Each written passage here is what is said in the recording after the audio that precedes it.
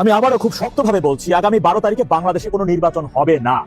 12 তারিখ কেন? ইউনূসের অধীনে বাংলাদেশে কোনো প্রকার নির্বাচন হবে না, কোনো তারিখে নির্বাচন হবে না। আর ইউনূসের অধীনে বাংলাদেশে যে কোনো নির্বাচন হচ্ছে না বা হবে না, এই কারণে কিন্তু আওয়ামী লীগ সভানেত্রী নির্বাচনকে কেন্দ্র করে কোনো শক্ত নির্দেশনা তার দলের নেতা কর্মীদেরকে দেন নাই। এই নির্বাচন করুন, কতদিন টিকে থাকে দেখবো আমরা।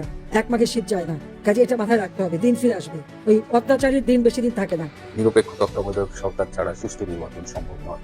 বর্তমানে তো কোনো নিরপেক্ষ তত্ত্বাবধায়ক সরকার ক্ষমতায় নেই, তাহলে কি সুষ্ঠু নির্বাচন হবে না বলে আশঙ্কা করছেন তিনি? এবং এখন যে টেনশন সেটা হলো যে 12 ফেব্রুয়ারি নির্বাচন হবে কিনা, এটা নিয়ে আমি কিন্তু বলছি অনিশ্চিত নির্বাচন।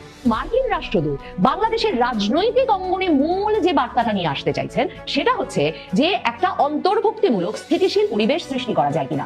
এবং নয়াদিল্লিতে গত কয়েক মাসের খবর অনুযায়ী ট্রাম্প প্রশাসনের রদবদলের পর থেকে ওই প্রশাসনের বিভিন্ন ব্যক্তিবর্গ আওয়ামী লীগ নেতৃবৃন্দের সঙ্গে কিন্তু মার্কিন যুক্তরাষ্ট্রের তরফে সাক্ষাৎ করেছেন দিল্লিতে, এবং প্রত্যেকেই কি অবস্থায় কোন নেতৃত্বের অধীনে কি পরিসরে আওয়ামী লীগ রাজনৈতিক ময়দানে বাংলাদেশে ফিরতে পারে, একটা অন্তর্ভুক্তিমূলক পরিবেশ তৈরি হতে পারে, সে আলাপটা হয়েছে।